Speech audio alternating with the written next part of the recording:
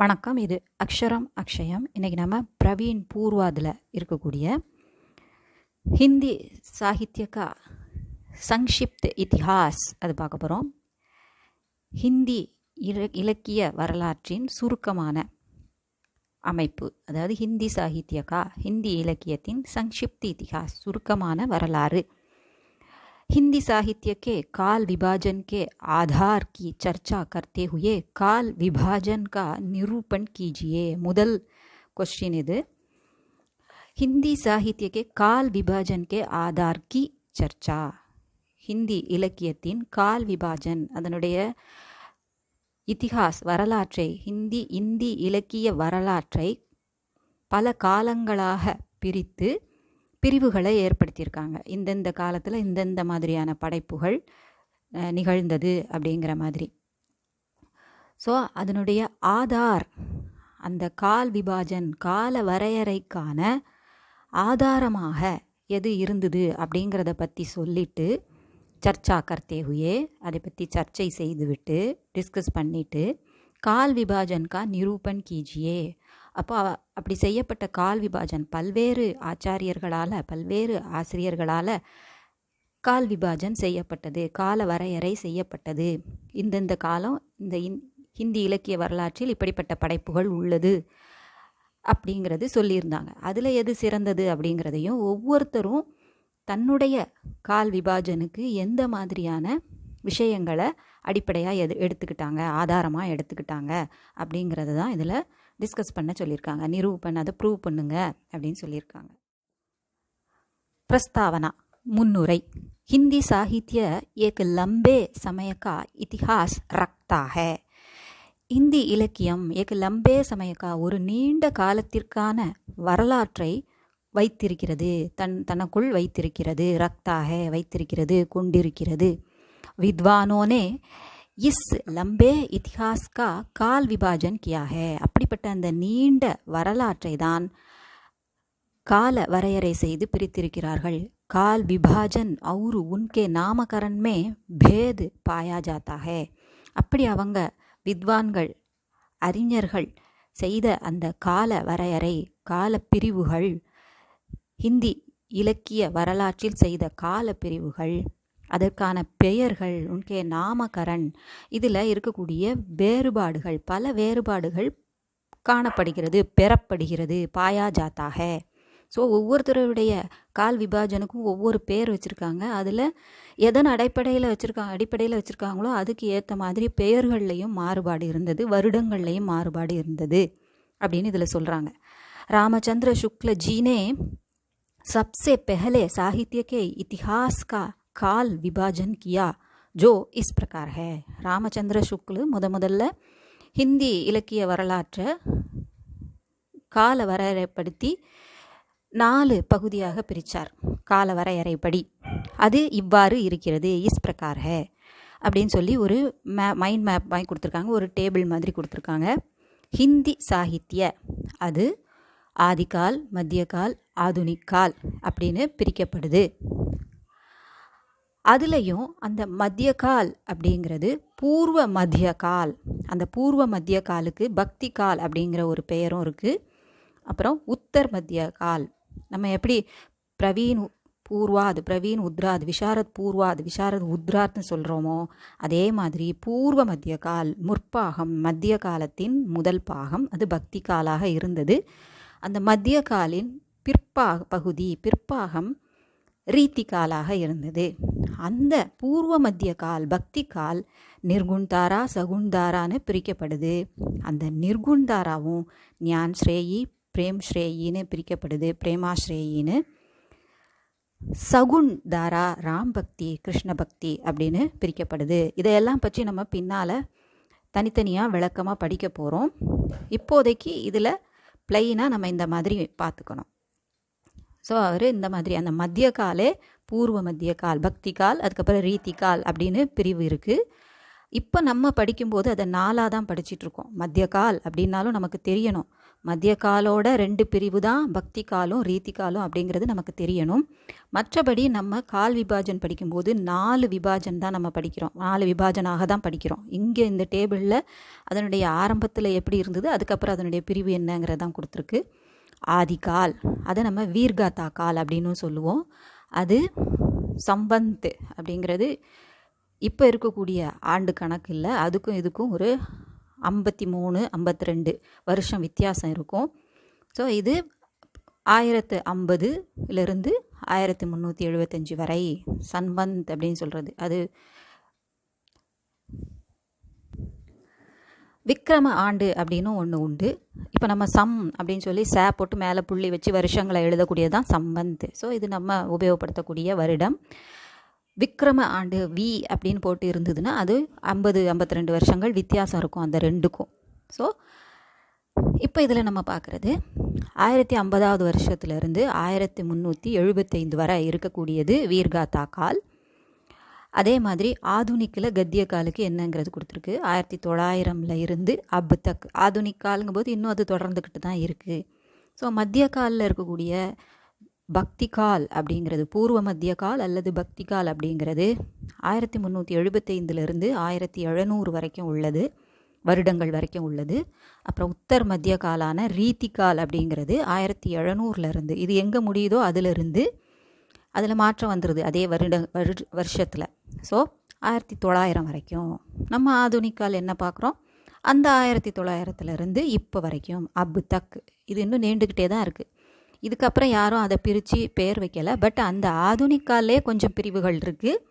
But main பிரிவாக ஹிந்தி சாகித்யம்னு சொல்லும்போது நம்ம இதை தான் சொல்கிறோம். ஆதுனிக்காலில் பிரிவு இருந்தாலும் அந்த பிரிவை நம்ம வெளிப்படையாக காட்டுறதில்ல, ஆதுனிக்காலுக்கு உள்ளே தான் நம்ம வச்சுருக்கிறோம். ஸோ அதுவும் நம்ம இங்கே பார்க்க போகிறோம், கடைசியில் பார்ப்போம். இதுதான் இந்த பிரிவு. பூர்வ மத்திய காலில் இருக்கக்கூடிய பக்தி கால் அப்படிங்கிறது நிர்குண் உருவமற்ற கடவுளை வணங்கக்கூடியது. சகுன் அப்படின்னு உருவமுடைய கடவுளை வணங்கக்கூடியது. அது இங்கே இந்தியாவில் ஏற்கனவே இருந்தது. நிர்குண்கிறது மற்றவர்களுடைய படையெடுப்பால் இங்கே வந்த முஸ்லீம்கள் படையெடுப்பு மூலமாக உருவமற்ற அந்த வழிபாடுங்கிறது இருந்தது. ஸோ அது பேஸ் பண்ணி அமைக்கப்பட்டது இது. நிர்குண்டில் ஞான் ஸ்ரேயி பிரேம் ஸ்ரேயின்னு 2 பிரிவு இருக்குது. சகுனில் ராம் பக்தி கிருஷ்ண பக்தி இதெல்லாம் நம்ம பின்னால் பார்க்கலாம். விளக்கமாக தனித்தனியாக பார்க்கும்போது இன்னும் நல்லா புரியும். இப்போதைக்கு அதை ஒரு இன்ட்ரோடக்ஷன் மாதிரி நம்ம பார்த்துருக்கோம். இப்போ நம்ம பார்க்க போகிறது அந்த கால் விபாஜன். ஒவ்வொரு ஆச்சாரியர்களும் ஒவ்வொரு வித்வானும் என்ன சொன்னாங்க, அவங்களுடைய எதன் அடிப்படையில் இருந்தது அப்படிங்கிறத பற்றி இதில் சர்ச்சா கொடுத்துருக்கு. शुक्लजी के बाद अन्य कई विद्वानों ने भी इस संबंध में शोध किया और काल विभाजन में संशोधन किया. சுக்லஜி இந்த மாதிரி வரையறை செஞ்சு இவ்வளோ நேரம் பார்த்தோம்ல, அதெல்லாம் செஞ்சு வச்சிருக்கிறாரு. இருந்தாலும் அதை பார்த்துட்டு இதில் இதை இப்படி செஞ்சுருக்கலாமே அதை அப்படி செஞ்சுருக்கலாமே நிறைய ஆராய்ச்சி செஞ்சு அவருக்கு அப்புறம் வந்த அந்நிய கை வித்வான் பல வித்வான்கள் என்ன செய்தார்கள், இது சம்பந்தமாக இன்னும் ஆராய்ச்சி செய்து அவங்களுடைய டேஸ்ட் படி அவங்களுடைய கருத்துப்படி இதான் சரியாக இருக்கும், இப்படியும் நம்ம அமைக்கலாம் அப்படின்னு நினைக்கிற அவங்களுடைய கருத்துப்படி சம்ஷோதன் கியா ஆராய்ச்சி செஞ்சு கால் விபாஜன் செய்தாங்க. சப் கால் விபாஜன் லக்பக் சுக்லஜி கே விபாஜன் ஜைசே ஹி ஹே. ஏறக்குறைய என்னதான் முட்டி மோதி வந்தாலும் ஏறக்குறைய இவருக்கு பக்கத்தில் தான் அது சேர்ந்தது, இவருடைய பிரிவுக்கு பக்கத்தில் தான் வந்தது. பேர் தான் மாற்ற முடிஞ்சுதே தவிர ஏறக்குறைய பார்க்கும்போது எல்லாம் அந்த வருடங்களுக்கு இடையில தான் நம்ம செய்ய முடிஞ்சுது அப்படிங்கிறத சொல்லியிருக்கிறாங்க. हजारी प्रसाद द्विवेदी ने 3 किताबें लिखी हैं. हजारी प्रसाद द्विवेदी அப்படிங்கிறவர் द्विवेदी ஓகேவா. 3 किताबें लिखी. அவர் இது சம்மந்தமாக ஹிந்தி சாகித்யத்தை பற்றி ஹிந்தி இலக்கியத்தை பற்றி 3 புத்தகங்கள் எழுதியிருக்கிறாரு. ஹிந்தி சாகித்ய கி பூமிகா அதனுடைய முன்னுரை, அதை பற்றி சில கருத்துகள் சொல்கிறாரு. அது ஒரு புக்கு. ஹிந்தி சாகித்ய கா உத்பவ और விகாஸ், ஹிந்தி இலக்கியத்தின் தோற்றமும் வளர்ச்சியும் அப்படின்னு ஒரு புத்தகமும், ஹிந்தி சாகித்ய கா ஆதிகால், ஹிந்தி இலக்கியத்தின் ஆதிகால் அப்படின்னு சொல்லி அதே தனியாக ஒரு புக்காக போட்டிருக்காரு. அதையே நிறைய ஆராய்ச்சி பண்ணி ஏ மான்தே ஹே கி ஹிந்தி சாகித்ய கா இतिहास 8वीं शताब्दी में आरंभ हुआ है. இவர் என்ன நினைக்கிறார், ஏன்னா இந்த இடத்துல ஹஜாரி பிரசாத் திவிவேதியை குறிக்குது. அவர் என்ன கருதுறாரு, அவருடைய கருத்து என்ன அப்படின்னா, ஹிந்தி சாகித்ய இதிகாஸ் 8வது நூற்றாண்டில் ஆரம்பிச்சது அப்படின்னு அவர் நினைக்கிறார். அவருடைய மான்னாக, அவருடைய எண்ணம், கருத்து. इसलिए द्विवेदी जी ने प्रारंभिक काल को वीरगाथा काल न कहकर आदि काल कहा है. அந்த வீர்காதா கால் அப்படின்னு ராமச்சந்திர சுக்குலு பேர் வச்சார் இல்லையா, அதுக்கு ஆதி கால் அப்படின்னு இவர், அதுதான் பொருத்தமாக இருக்கும். குறிப்பிட்டு வீர்காதா கால்னு சொல்ல முடியாது, 8வது நூற்றாண்டில் ஆரம்பிச்சிருக்கு. அதனால் இதை பிராரம்பிக்கு கால், இந்த ஆரம்ப காலத்தை நம்ம வீர்காதா கால்னு சொல்லக்கூடாது.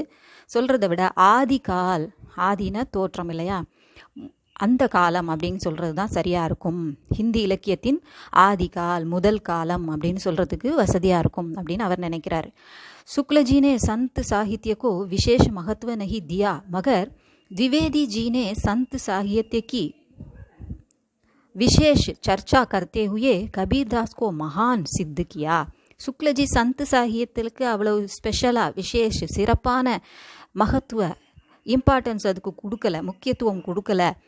மகர் ஆனால் द्विवेदी சந்த் சாகித்ய கி விசேஷ சர்ச்சா கர்த்தே ஹுயே, சந்த் சாகிய இலக்கியத்தை, சந்துகள் எழுதக்கூடிய அந்த சந்த் இலக்கியம் அதை எடுத்து, இந்த கபீர் இந்த மாதிரியான இது சூஃபி அது எல்லாத்தையும் எடுத்து ஸ்பெஷலாக அதை பற்றி டிஸ்கஸ் பண்ணி கபீர்தாஸை ஒரு பெரிய மகான் அப்படின்னு சித்திக்கியாக நிரூபித்திருக்கிறார். डॉक्टर राम कुमार ने 1938 में एक पुस्तक लिखी.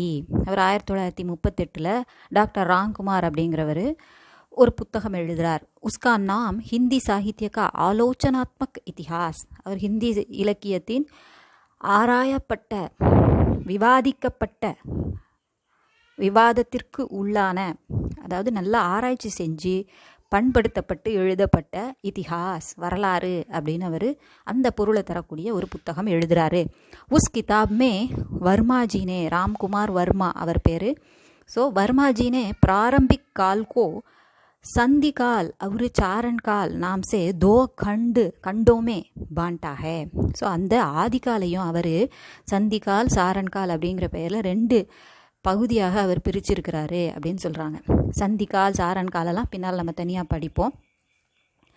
டாக்டர் धीरेन्द्र वर्मा ने हिंदी साहित्य में साहित्य का इतिहास, ஹிந்தி இலக்கியத்தில் சாகித்யத்தினுடைய இதிஹாஸ் அப்படின்னு ஒரு பேர், நாமக்கு book Leakey, Pustak Leakey. So அந்த பேரில் ஒரு புத்தகம் எழுதுகிறாரு. नागरी प्रचारिणी सभा ने हिंदी साहित्य का बृहत इतिहास नाम से एक पुस्तक प्रकाशित की. ஸோ நாகரி பிரச்சாரிணி சபா அப்படிங்கிற ஒரு சபை, ஹிந்தி இலக்கியத்திற்காக, ஹிந்தி மொழி வளர்ச்சிக்காக அமைக்கப்பட்ட அந்த சபை ஹிந்தி சாகித்யக்கா பிருஹத் இதிஹாஸ், பிருஹத்னா பெரிய, மகா அப்படின்னு சொல்கிறோம் இல்லையா, பெரிய அப்படிங்கிற பொருளை தரக்கூடிய அந்த இதிஹாஸ், வரலாறுங்கிற அந்த புத்தகத்தை எழுதியது, சரி வெளியிட்டது, பிரகாஷித்துக்கு அந்த புத்தகத்தை வெளியிட்டது, பப்ளிஷ் பண்ணாங்க. டாக்டர் நகேந்திர ने हिंदी साहित्य का इतिहास लिखा है. டாக்டர் நகேந்திர அப்படிங்கிறவரும் ஹிந்தி இலக்கிய வரலாறு அப்படிங்கிற புத்தகத்தை எழுதினார். அதே பேர் தான் கொஞ்சம் மாற்றிருப்பாங்க, சிலர் ஒரே பேரில் எழுதியிருப்பாங்க. பட் ஆத்தர் நேமை வச்சு அதை நம்ம வித்தியாசப்படுத்தி பார்த்துக்கணும். ये किताब विद्वानों के बीच में लोकप्रिय हो गई. இந்த புத்தகம் வித்வானோ கே, அறிஞர்களுக்கு இடையே ரொம்ப பிரசித்தி பெற்றதாக ஆகிவிட்டது. டாக்டர் விஜேந்திர स्नातक ने हिंदी साहित्य का इतिहास नाम से एक पुस्तक लिखी. இவரும் அதே பெயரில் ஒரு புத்தகம் எழுதியிருக்கிறாரு. அதான் பேர் ஒன்றா இருந்தாலும் ஆத்தரை வச்சு அவங்களுடைய உள்ள சொல்லியிருக்கிற கருத்து வேறுபடும் இல்லையா. சாகித்ய அகாதமினே இஸ்கா பிரகாஷன் கியா. சாகித்ய அகாதமி அப்படிங்கிறது இதை பப்ளிஷ் பண்ணுது, இந்த புத்தகத்தை வெளியிட்டது. கால் விபாஜன் கர்க்கே உன்கே அலக் அலக் நாம் பி தியா கயா ஹே. இந்த மாதிரி கால் விபாஜன், நிறைய கால வரையறை செய்து பிரிவுகள் ஏற்படுத்தி ஹிந்தி வரலாறு, இலக்கிய வரலாறு, அதனுடைய பிரிவுகளுக்கு அலகு வெவ்வேறு பெயர்களும் தரப்பட்டன. इसका मतलब यह नहीं है कि यह काल में अन्य प्रकार की रचना हुई नहीं. அதுக்காக இந்த காலத்தில் ஒவ்வொன்றுக்கும் இதிலிருந்து இது வரைக்கும் ஒரு குறிப்பிட்ட விஷயத்தை அடிப்படையாக வச்சு ஒரு பேர் வைக்கிறாங்கன்னா அதுக்கு அந்த அர்த்தம் கிடையாது. அதில் என்னவோ இதை தவிர வேற எந்த படைப்புகளும் படைக்கப்படவில்லை அப்படின்னு. இப்போது பக்தி கால் அப்படின்னு சொன்னோன்னா பக்தியை மட்டுமே வச்சு தான் அங்கே இருந்தது, வேற படைப்புகள் இல்லைன்னு சொல்ல முடியாது. ஆனால் அதிகபட்சமாக எது இருந்தது அதை வச்சு தான் அந்த பெயர் வழங்கப்பட்டது அப்படின்னு சொல்கிறாங்க. सो इस काल में हर प्रकार का ग्रंथ लिखा गया है. இந்த ஒவ்வொரு கால ஹர் கால் மே ஒவ்வொரு காலத்துலேயும் ஹர் பிரகார் கா ஒவ்வொரு எல்லா விதமான, இந்த இடத்துல ஒவ்வொருன்னு எடுக்காமல் எல்லா விதமான, எல்லா காலத்துலேயும் எல்லா விதமான புத்தகங்கள் எழுதப்பட்டன. பாகுல்யதா கே அனுசார் காலோं का नाम दिया गया है. பெருமளவு மெஜாரிட்டி எது எழுதப்பட்டிருக்கு, பாகுல்யதா, பகு அப்படின்னா பலன்னு அர்த்தம். அதிலிருந்து பகுல்யத்தான்னு சொல்லக்கூடாது, பாகுல்யத்தான்னு சொல்லணும். எப்படி இத்திஹாஸ் அதை ஐத்திஹாசிக்னு சொல்கிறோமோ, இத்திஹாசிக்னு சொல்லக்கூடாது, ஐத்திஹாசிக் அப்படின்னு சொல்கிறோமோ அதை மாதிரி இதை எழுதக்கூடியது, விசேஷணமாக அது வரக்கூடியது. ஓகே, அனுசார் அஜெக்டிவ் மாதிரி வரும். அனுசார் காலோं का नाम दिया गया है. ஸோ பெருமளவு எது எழுதப்பட்டிருக்கு அப்படிங்கிறத பொறுத்து தான் அந்த காலத்திற்கு பெயர் வழங்கப்படுகிறது அப்படின்னு இதில் சொல்லியிருக்கிறாங்க. டாக்டர் ராஜேந்திர மிஸ்ரனே ஹிந்தி சாகித்ய கா நயா இத்திஹாஸ், இவர் நயாங்கிற ஒரு வார்த்தையை சேர்த்துருக்கிறார், மற்றபடி அதே புக்கு தான். நாம் சே ஏக்கு புஸ்தக் லிக்கி, அந்த பெயரில் ஒரு புத்தகம் எழுதுகிறாரு. இஸ்மே வே ஆதுனிக் கால் கோ 1900 से अब तक न मानते हैं. அதாவது ஆதுனிக் கால் வந்து 1900 இருந்து 1900 அதில் இருந்து இல்லை அப்படின்னு இவர் சொல்கிறாரு, அதை ஒத்துக்கலை அவர். ஆசாதி கே பாத் கே கால் கோ ராஜேந்திர உத்தர் ஆதுனிக் கால் कहते हैं. ஸோ விடுதலைக்கு முன்னால் ஒரு பகுதி, விடுதலைக்கு பின்னால் ஒரு பகுதின்னு வச்சு அந்த விடுதலைக்கு பின்னால் உள்ளதை உத்தர், நம்ம ஏற்கனவே பார்த்துருக்கோம், பூர்வ உத்தர் அப்படிங்கிறதுக்கான பொருள் என்னன்னு பார்த்துருக்கோம், மீனிங் என்னன்னு பார்த்துருக்கோம். ஸோ அந்த ஆதுனிக் கால்லையும் விடுதலைக்கு அப்புறம் உள்ளது உத்தர் ஆதுனிக் கால் அப்படின்னு நம்ம சொல்லணும் அப்படிங்கிறாரு. வே कहते हैं कि इसी काल में गद्य का विकास हुआ. இந்த காலத்தில் தான் அந்த ப்ரோஸ் உரைநடைக்கான வளர்ச்சி ஏற்பட்டது. ஏன்னா ஆங்கிலேயர்களுடைய தாக்கம் அது வரைக்கும் இங்கே எல்லாமே செய்யுள் நடையில் தான் நமக்கு இருந்தது. நமக்கு தெரியும், கம்பராமாயணம் அது இதுன்னு எல்லாம் பார்த்தாலுமே நாலடியார் எல்லாமே செய்யுள் நடையில் தான் இருந்தது. உரைநடைங்கிறது ரொம்ப ரேராக தான் இருந்தது. சம்ஸ்கிருதத்தில் இல்லைன்னு சொல்லுவாங்க, பட் காதம்பரி உரைநடையில் இருந்ததா சொல்கிறாங்க. ओके, அது இருக்கட்டும். उन्होंने आधुनिक काल के प्रारंभिक युग को उपभागों में बांटा है. ஸோ அந்த ஆதுனிக் காலனுடைய பிராரம்பிக் யுக் முதல் பகுதி, அந்த யுகத்தை வந்து உபபாகோமே அதில் பிரிவுகள், உட்பிரிவுகளாக அவர் பாண்டாக பிரித்திருக்கிறார். ஜெய்சே அந்த எந்தெந்த எழுத்தாளர்கள் அங்கே ஆட்சி செய்தார்களோ, எந்தெந்த பொயட், எந்தெந்த கதாசிரியர்கள், எந்தெந்த இலக்கியவாதிகள் அந்த காலத்தை ஆண்டார்களோ, ஒரு தனித்தன்மையோட ஆண்டார்களோ, அவங்களுடைய பெயரை வச்சே அந்த யுகத்தை வச்சாங்க. அதுக்காக வேற யாருமே அதில் இல்லைன்னு அர்த்தம் இல்லை. பாரதேந்து யுக், இவர் வந்து ஆதுனிக் காலுக்கும் அதுக்கு முற்பட்ட காலத்துக்கும் ஒரு பாலம் போட திகழக்கூடியவர். ஸோ இவரிலிருந்து ஆரம்பிக்கிறாங்க. பாரதேந்து யுக், திவேதி யுக், சாயாவாதி யுக், பிரகதிவாதி யுக், அவர் பிரயோகவாதி யுக். ஸோ இந்த பெயரில் அவர் முற்பகுதி, ஆரம்ப பகுதியில் இருக்கக்கூடிய ஆதுனிக் கால பிரிக்கிறாரு. இதுக்கப்புறம் வரதெல்லாம் ஜெய்சங்கர் அவங்க இவங்கன்னு அந்த ஆதுனிக் பொயட்டு அவங்களோட பேரில் வந்துடும். உபசங்ஹார் முடிவுரை. சாகித்ய கி தாரா அப்பனி திஷா பதல் சக்தி ஹே. இலக்கியம் தன்னுடைய ஓட்டத்தை, இலக்கிய ஓட்டம் தன்னுடைய திசையை மாற்ற முடியும், பாதையை மாற்ற முடியும். மகர் கபி ருக்னகி சக்தி, கொஞ்சம் அது பாதையை மாற்றிக்கிட்டு போகுமே தவிர ஒரு நாளும் நிற்காது இலக்கியம் அப்படிங்கிற அந்த ஓட்டம். இந்த இடத்துல ஆறு, இலக்கிய ஆறு அப்படிங்கிறது ஓடிக்கிட்டே தான் இருக்கும். திசையை வேணால் மாற்றலாம், ஒரு நாளும் நிற்காது. கபி ருக்னகி சக்தி, நிற்க முடியாது. யஹ் சல்தி ரஹேகி और हमें आनंद की चींटों से भिगोती रहेगी. அது போய்கிட்டே தான் இருக்கும், தொடர்ந்து நடந்து கொண்டே தான் இருக்கும், ஓடிக்கொண்டே தான் இருக்கும். ஹமே நம்மை ஆனந்திக்கு சீட்டோம் சே மகிழ்ச்சி அப்படிங்கிற அந்த துளிகளால் பிகோத்தி ரஹேகி, நம்ம மேலே அந்த தூறல்களால் நம்மை நனைத்து கொண்டே இருக்கும். எப்படி பன்னீர் தெளிக்கும் போது அந்த துளிகள் நம்ம மேலே வந்து விழுந்து நம்ம மேலே ஒரு வாசனையை ஏற்படுத்துகிறதோ, அதை மாதிரி இந்த இலக்கியம் வந்து தன்னுடைய ஆனந்தம் அப்படிங்கிற துளிகளை நம்ம மேலே தெளித்து நம்மையும் ஆனந்தத்தில் ஈடுபட செய்கிறது, ஆனந்தம் கொள்ளச் செய்கிறது அப்படின்னு சொல்லி முடிக்கிறாங்க. இது உங்களுக்கு உபயோகமாக இருந்திருக்கும்னு நினைக்கிறேன். பிடிச்சிருந்தா லைக் பண்ணுங்கள், ஷேர் பண்ணுங்கள், சப்ஸ்கிரைப் பண்ணுங்கள். சப்ஸ்கிரைப் பண்ண எல்லாருக்கும் நன்றி. வணக்கம். தன்யவாத்.